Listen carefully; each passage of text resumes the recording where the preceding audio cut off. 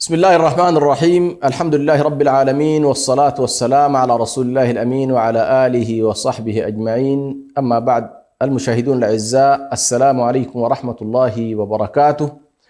ومع برنامج محكمات، أهلا وسهلا ومرحبا بكم.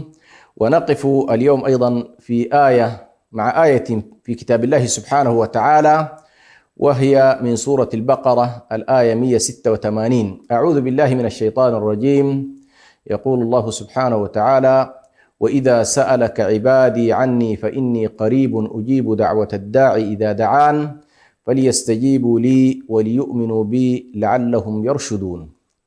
هذه الآية من الآيات أيضا التي تندرج معنا، تشكل قاعدة من قواعد هذا الدين ومعنى عظيم من المعاني القرآنية، وهي ربما تشكل صلب التعبد وصلب التنسك وصلب القرب من الله سبحانه وتعالى، لأن غاية هذه النصوص عموما هو أن تجعلك قريب من الله سبحانه وتعالى، وأنك تدعوه وترجوه وتستغيثه وتتوكل عليه وتعتمد عليه سبحانه وتعالى في مسيرتك كلها. وكان أهل الجاهلية في هذا الباب على وجه التحديد، باب الدعاء وباب التنسك، كثيرا ما يذهبون إلى وسائط ويذهبون إلى شكل من أشكال التقرب، وكانوا يدعون عوالم أخرى، كانوا يدعون الملائكة ويدعون كذلك الكواكب ويدعون الصالحين أو يدعون الأحجار ويدعون الأشجار، وغالبا ما كانت تعبر عن شكل من أشكال الترميز، هم على كل يتقربون بها إلى الله سبحانه وتعالى. هنا نلاحظ أن الله سبحانه وتعالى في هذه الآية يقول: وإذا سألك عبادي عني فإني قريب. وهنا طبعا في لطيفة مهمة جدا ينبه لها أهل العلم، وهو أن كل الأسئلة في القرآن الكريم تأتي بقوله تبارك وتعالى: يسألونك عن الشهر الحرام، يسألونك عن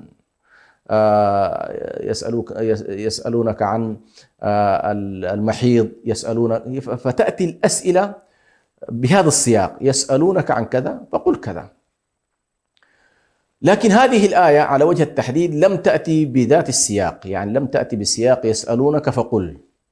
وهذا معنى لطيف جدا، وهو أن الأمر لما تعلق بالدعاء وكان أهل الجاهلية يعتمدون فيه فكرة الوسيط، فإن الله سبحانه وتعالى أسقط الوسائط هنا، ولم يجعل النبي صلى الله عليه وسلم وسيطا في مسألة في مسألة الدعاء، الإجابة عن سؤال الدعاء مباشرة. وإذا سألك عبادي عني، ما قال له فقل إني قريب، لا، وإذا سألك عبادي عني، لأن الصحابة رضوان الله عليهم سألوا رسول الله صلى الله عليه وسلم: أقريب ربنا فنناجيه أم بعيد فنناديه؟ يعني النداء يكون للبعيد والمناجاة تكون للقريب. فالله سبحانه وتعالى أجاب إجابة مباشرة: وإذا سألك عبادي عني فإني قريب أجيب دعوة الداعي إذا دعان. فالآية هنا تتحدث عن الدعاء، وسنحاول إن شاء الله أن نجعل هذه الحلقة مركزة على هذا الموضوع تحديدا، موضوع الدعاء.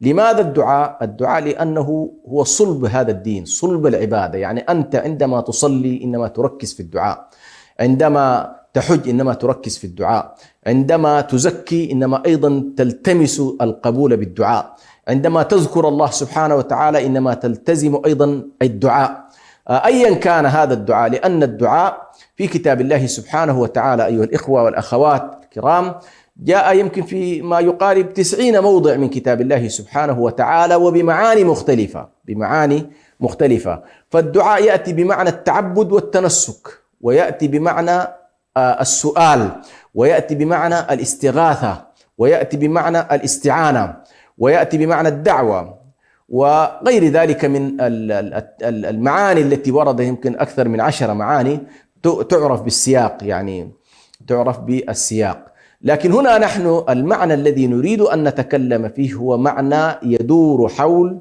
سؤال الله سبحانه وتعالى، الطلب من الله سبحانه وتعالى. فالطلب من الله عز وجل إما أن يكون طلبا تمجد الله تبارك وتعالى فيه، كما ذكر شيخ الإسلام ابن تيمية عليه رحمة الله، بمعنى دعاء الذكر، أنك تدعو الله تبارك وتعالى وتعبده ذكرا، فأنت تسبح الله وتحمد الله وتكبر الله وتقول لا حول ولا قوة إلا بالله، وتقول يا ذا الجلال والإكرام. هذا دعاء الذكر، دعاء الذكر اللي هو التسبيح والتحميد. هذا المعنى الذي نريده، وهذا المعنى هو صلب التعبد كما ذكرنا. الله سبحانه وتعالى ذكر بأن في أكثر من آية من كتاب الله تبارك وتعالى أولا طلب منا أن ندعوه، وقال ربكم ادعوني أستجب لكم إن الذين يستكبرون عن عبادتي، أي يستكبرون عن دعائي، يستكبرون عن اللجوء إلي، يستكبرون عن الطاعة لله تبارك وتعالى. فهنا ذكر الدعاء بمعنى التعبد، إن الذين يستكبرون عن عبادتي سيدخلون جهنم داخرين.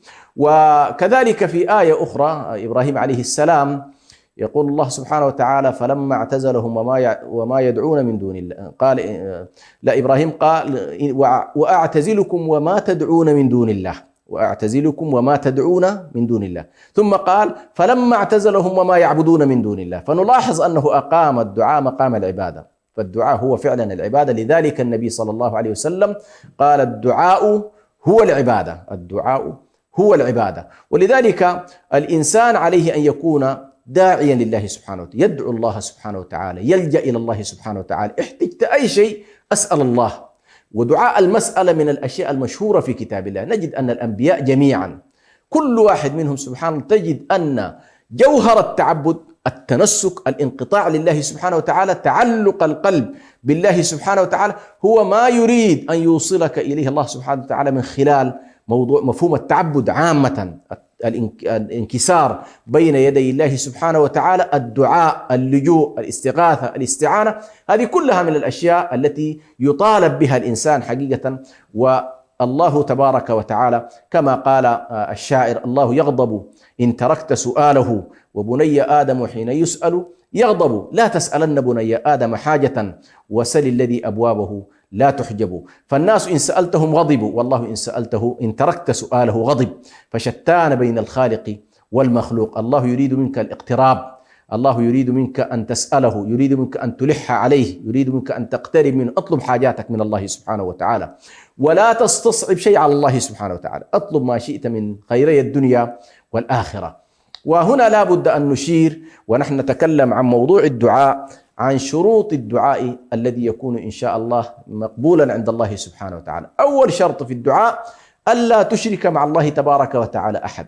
ادعو الله خالصا، ادعو الله واحدا، ادعو الله فردا صمدا، لا تحاول أن تدخل مع الله أحد.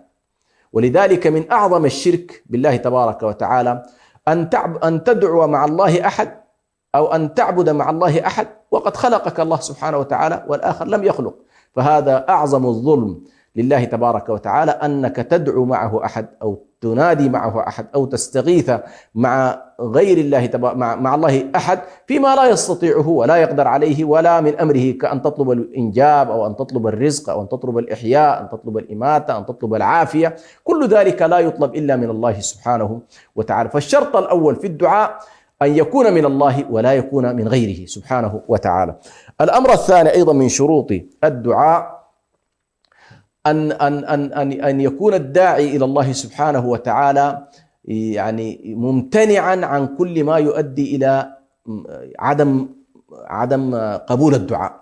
عدم قبول الدعاء يعني تمتنع عن الأشياء التي تؤدي إلى عدم قبول الدعاء، منها مثلا أكل الأموال الحرام، أي أكل أموال الناس بالباطل، فإن ذلك من الموانع. يعني كما جاء في الحديث الذي يقول يعني شخص يذهب مسافرا ثم ينقطع في مكان ثم يدعو الله سبحانه وتعالى ربي أطعمني، ربي أسقني، ربي كذا، والنبي صلى الله عليه وسلم قال ومطعمه حرام ومشربه حرام وغذي بالحرام فأنى يستجاب له.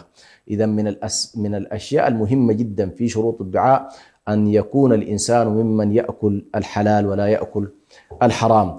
وكذلك على الإنسان أيضا، وهذه من آداب الدعاء، أن يبدأ بالحمد والثناء على الله سبحانه وتعالى، ويبدأ كذلك بالصلاة على النبي صلى الله عليه وسلم، وأن يلح على الله سبحانه وتعالى، وأن لا يستعجل، لأن النبي صلى الله عليه وسلم نهى عن الاستعجال. وكذلك ألا يكون في دعوته من شروط الدعاء ألا يكون فيها ذنب أو قطيعة، لا يكون في الدعوة إثم ولا قطيعة رحم. فبعض الناس طبعا يدعو على قريب له، أو يدعو على ولده، أو يدعو على زوجته، أو هذه الأدعية التي فيها قطيعة للأرحام، فإن الله سبحانه وتعالى لا يستجيبها. لا على الإنسان أن لا يدعو بما فيه قطيعة رحم، وأن لا يدعو بما فيه إثم، كأن يطلب الإنسان أن يوفقه الله والعياذ بالله في الوقوع في فاحشة، أو أن يوفقه في أن يقتل شخصا أو يرتكب جريمة، ويدعو الله سبحانه يعينه على ذلك، فهذا ليس من الأدعية التي تستجاب. فمن الأدعية التي تستجاب أن الإنسان يدعو بغير هذين الأمر، لا يكون في الدعوة إثم أو باطل أو ذنب أو سيئة، وأن لا يكون فيها كذلك قطيعة للرحم، فهذه من الأدعية التي يتم الاستجابة فيها. لذلك النبي صلى الله عليه وسلم يقول: إن الله يستجيب لأحدكم ما لم يكن في الدعوة إثم أو قطيعة رحم وما لم يستعجل. قالوا: وكيف يستعجل يا رسول الله؟ قال: يقول: دعوت ربي فلم يستجب لي. فعلينا ألا نتعجل، وعلينا كذلك أن ندرك بأن الدعاء يستجاب، وفيه 3 أحوال في الاستجابة.